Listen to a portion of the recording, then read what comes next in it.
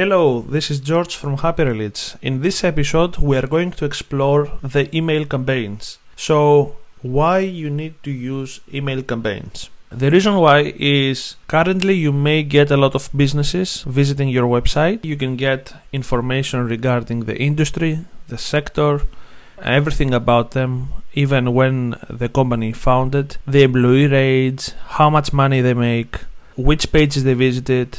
Now you have all of this information, and on top of this you have also the contact details. You can see the key decision makers. You can search by role, so you can get full information about the business, who is working in this business. Now the last step is to contact the right key decision makers in these companies. The reason why you shouldn't do this manually, number one, it takes a lot of effort to filter out, go one by one to these companies, find out who they are, send them an email, find the right key decision maker. Maybe if you do it manually, you're going to send only into one of them.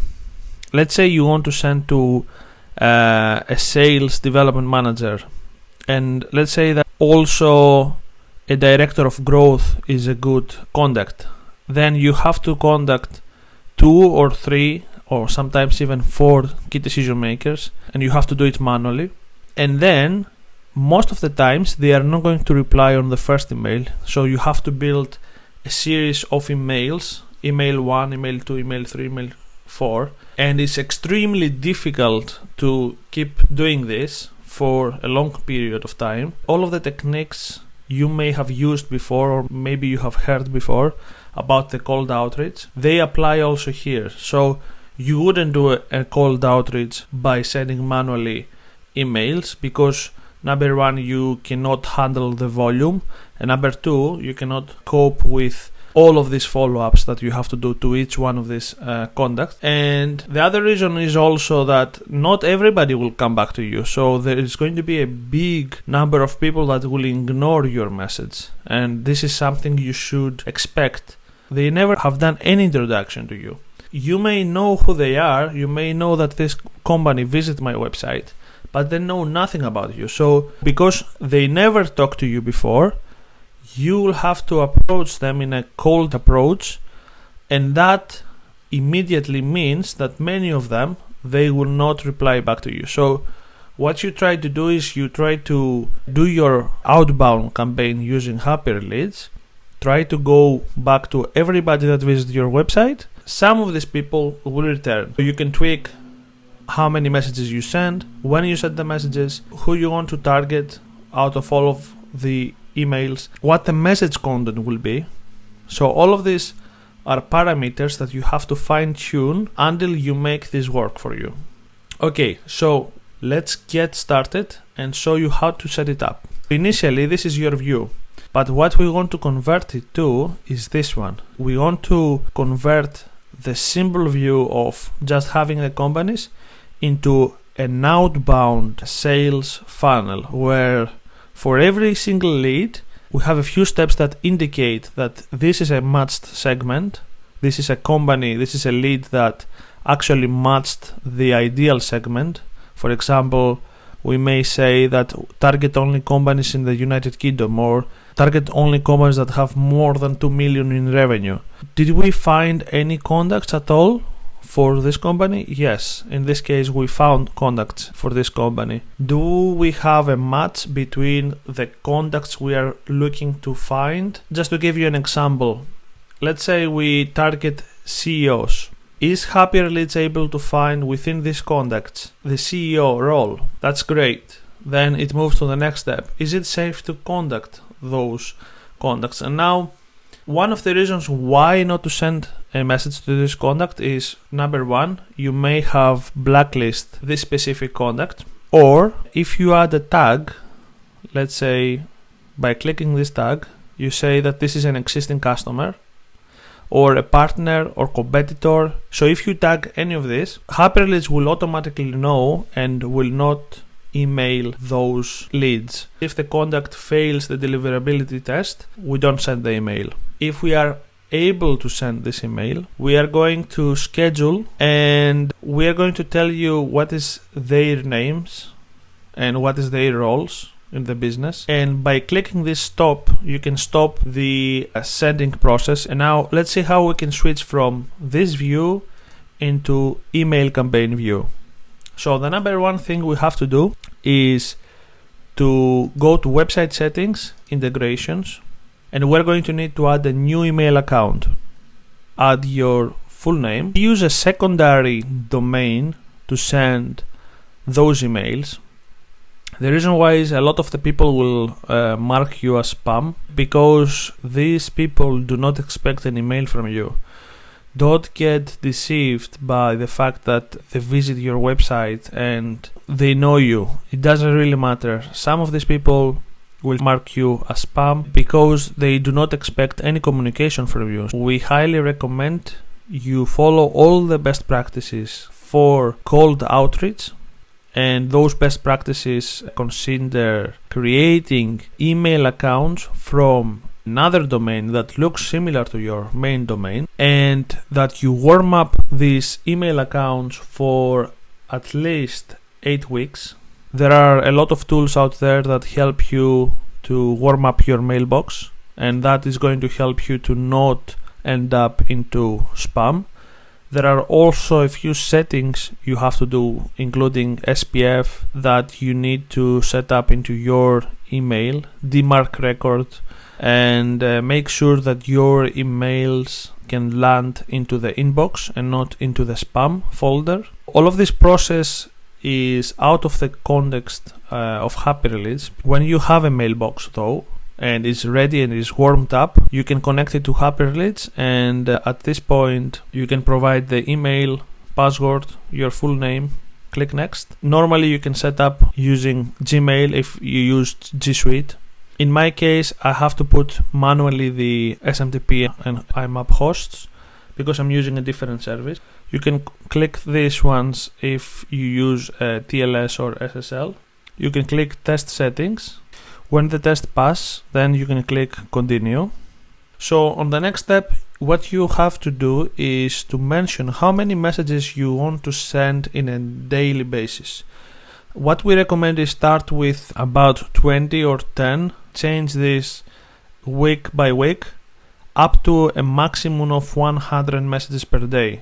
If you want to send more than 100 messages per day, the best advice we can give you is to create another email box. Why you don't want to send more than 100 messages per day? Obviously because then your emails may go to spam or suspend your email account, and we try to avoid that by warm up the email and gradually upgrading this limit. Let's start with 20 at the moment. Click next. Actually, you have to provide your data here so you can have access to these variables later on, as we're going to see. You can also create your signature. Click next, and that's it. Now you're going to see your email box here connected and how many messages you have sent for the day, and it's 0 at the moment because we haven't started sending emails, but later on you can come here and see how many messages you sent for the day. If you can see a lot of scheduled, and this is 20 out of 20, that means you have either to increase your limit, or if you have way more scheduled contacts, you have to add more email accounts so you can round robin between them.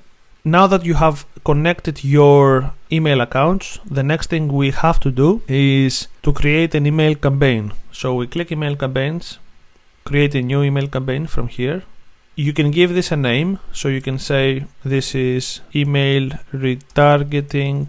This is all auto-saved, by the way, while you're doing these changes. That means you can later on come back into this campaign and keep working on it until it's live.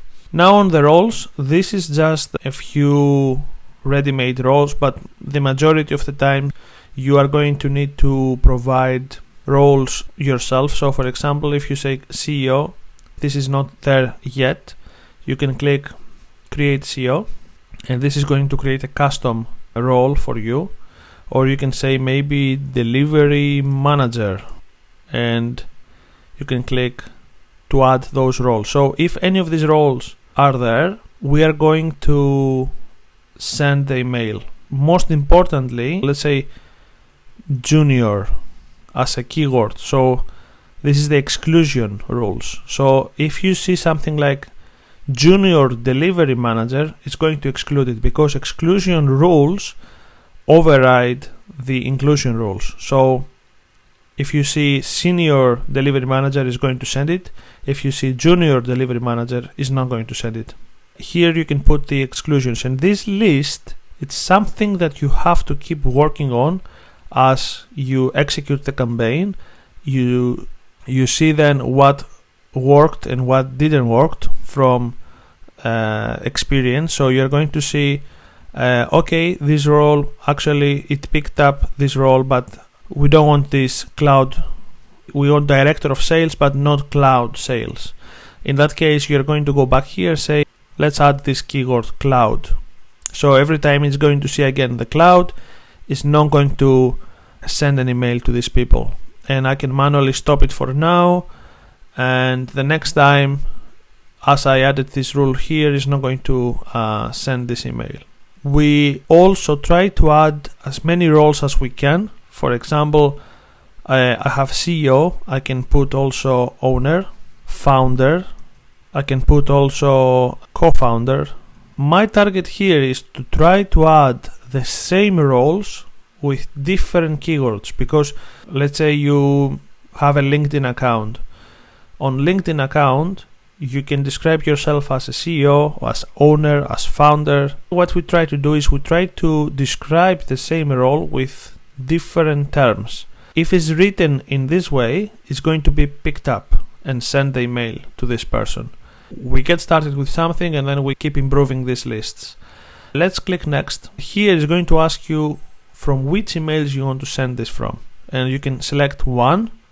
So you can send from this email, or you can select more than one. That means it's going to route robin between them. So it's going to share the load between those emails, and you can add more than two. You click next. Here you have to click add email template, and this is the first email you're going to send. Number one, let's give this an email. Say first email. You want to create a subject, so you can say hi, and then you put the first name. Hi, first name. So you have to replace this just in case if the variable is null, if there is nothing there, if it's empty.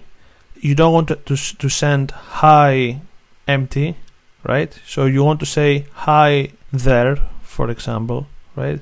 If you don't mind it, you want to be empty, you can also remove this part completely and keep it like this. Hi first name, or hi there, I have something for you. Just trying to make this up. And then you can say the same here, hi first name, and then you can write your own content here. I'm not going to go deep into explaining what you have to put there, and I get a lot of people asking me what is the best practices, what you should put there, and there is no a good answer into this question because every business is different. I cannot go into a digital agency and say you have to send this message to your client, or B2B SaaS business and say the same thing, right? The message you send to a client A is different to client B. Because every customer is different, I cannot provide with what you have to put there. So what I can tell you for sure is you have to make an introduction. You shouldn't mention that they visit your website because this delivers zero value. First of all, it might not be the same person visit your website. It might be a colleague. And in that case, if you say, I saw you visit my website, it's not valid because someone from the company visits your website, not necessarily the same person you talk to. So in an outbound campaign, what you will normally do is to send an introduction message, try them to book a meeting with you. So ideally here you should put a Calendly link, or something else you can do, which is really cool. You can say, do you have some time for a call? Then you click weekdays from now. If it's today, Monday, it's going to say Wednesday here. There is enough time for you to have some back and forth to arrange the call between you two. If it's Friday and you put 2 days from now, it's not going to say Sunday, it's going to say 2 weeks days. So it's going to be Tuesday. Do you have some time for a call next Monday or next Tuesday between 2 and 4? So this is really useful for this reason.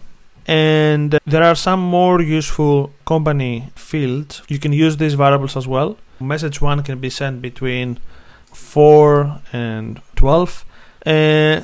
Obviously, for B2B businesses, we recommend Monday until Friday. And you can also set up when this should be sent. The first email can be sent after a few minutes, or, and this is my personal favorite, send this after a day. If it's scheduled to be sent after 1 day, you have enough time to react and log into the platform and see the scheduled, but you want to remove it, you can simply click stop. So this gives you the ability to make changes, and after a few minutes you will not have enough time to react, and this will be fully automated. It's going to send the message and you don't have enough time to click stop. So my suggestion is to leave it 1 day. When this is done, you click save template, and that's the first template saved. Then you can click add a new email template, and that's the second email. And you keep repeating, and you build all your email 1, email 2, email 3. They will be sent as a drip email campaign, so it's going to send the first message. After a few days, it's going to send the second one. After 5 days, maybe it's going to send the last one. Either you offer something to them. Imagine you are in the consultancy space, right? And you can say, I can give you 1 hour free consultation for X, Y, Z. Or you can give them free access to your tool, to your service for X amount of time. So either way, this is the last email you send them. After you set up those email campaigns, you click finish. The email retargeting is not enabled yet, and this is something you can enable manually. The reason why is because you can keep working on the draft and you don't want to send an email by mistake. But even if I enable this at this point, nothing is going to be sent yet. There is one thing missing. This is the automation part. If you click automations, here is when you set up an automation.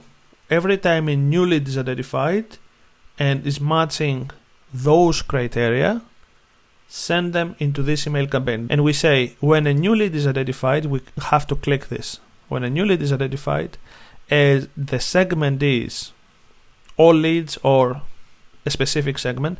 So if you don't know what those segments are, those are the filters on the left side. For example, revenue, a specific page they visit, how many employees they have, what is the technologies, what is the industry, what is the sector. You can save a segment and this will be appeared here. So very important thing here. I see a lot of people using segments to filter out traffic. And what I usually see is people afraid of sending too many messages, and they want only to send 1%, 2% of their website traffic. So the results you're going to get from 10 messages is going to be 0. And I just want to be very bold about this, because it's a numbers game, it's a funnel. If you send 10 messages, you're going to get 0 meetings, you're going to get 0 results. If you send 100 messages, maybe you get 1 meeting, you will get 0 sales. If you send 1000 messages, you are going to get 10 meetings, and then you're going to get 1 sale. So it's a funnel. So the more messages you send out, the better. The segments, in my opinion, are used to create different messages. Let's see this. A small business up to 10 employees or less than 1 million in revenue most likely is run by the CEO or founder. In that case, if you remember back on the email campaign, we had to target specific roles here. So instead of saying CMOs, CTOs, just target founders and CEOs for a small business. A founder has different needs from an employee. that could be one of the reasons why you want to segment, to send. And here on automation, you can say small businesses. Send the data to email campaign and then choose an email campaign for small businesses. And then you can say, just an example, bigger businesses. And then you can reassign those leads to a big business campaign. Or you have another example. You may have specific pages. Let's say people that visit page A need a different message to receive from people that went into the page B. So when you save these segments, you can target and say, when page visited is X, send them into this campaign. When page visited is Z, send them into another email campaign. So essentially, the automation is to route those leads as they're coming in. So every time a new lead is identified, is routed into a different email campaign based on those segments. When we do that, we give a name into this automation. For example, small startups automation. And now the email campaign can start, because now we have the automation in place. Every time we have a new visitor, it's going to match those criteria. As I said before, if one of these criteria is not matched, you're going to see this with red. If we don't have enough contact details, there is nothing you can do at this point. Probably the business is too small. We can see that we found some contact details for the business. We match the ideal contact details for the business. Something that you need to pay attention to is when we find contact details for this lead, but it doesn't match with our ideal roles that we added. So that means, yes, we have contact details for this business, but they didn't match with those roles. So what we do in this case, we click inside, we click on the contacts, and then what we can see is that obviously we don't have too many contact details, otherwise we would have a match automatically. But then we try to see if any of this is the right contact for us. What you are going to soon realize is that your settings here is incomplete, because there might be different roles you haven't considered that have to be in this list. So if you see that something doesn't match here, your ideal role, that's fine. You can leave this company and don't contact this company. But if you see that, okay, maybe you can alternatively contact this specific position, what you can do, you can click on this and send them into one of these email campaigns. So you can schedule manually the specific contact and you can send them into this campaign. Then you can take this and place it back here into the position. Every time this role comes again back, it's going to automatically send the email the next time. But initially, you had to manually send this. So just to recap, the automation is going to pick it up automatically and is going to start sending emails to those leads. You have the ability to stop or go inside, check the contacts manually, schedule emails to different positions that you didn't think initially, copy these positions back into this list, and the next time the algorithm is going to be more improved. It's going to know now what are the roles you need to send, and slowly from scheduling manually those contacts, it's going to become a process where the algorithm is going to be smarter and smarter, because now you have fed the algorithm with all these details that it needs to know, and it's going to send more messages. So just to recap, the first step is to connect your email accounts with Happierleads, and you can do this from website settings integrations. So you add your email accounts here, you set up the limits that you can gradually upgrade as your email becomes more mature. The second part is to set up your email campaigns. Now you can create email campaigns that target a specific audience. For example, the CEOs only, or marketers, or salespeople, or HR. So you can create those unique messages based on the persona. And after you have those email campaigns, you can create automations. In the automations, you just map specific segments into emails. For example, and as we said before, segments is just a set of filters. For example, you can say if it's more than 2 million in revenue, send them in one campaign. If it's less than 2 million in revenue, send them into a second campaign. This is exactly what is happening here. That's it for today. Thanks a lot. Stay in touch, and if you need any help, do not hesitate to contact our team. Take care for now.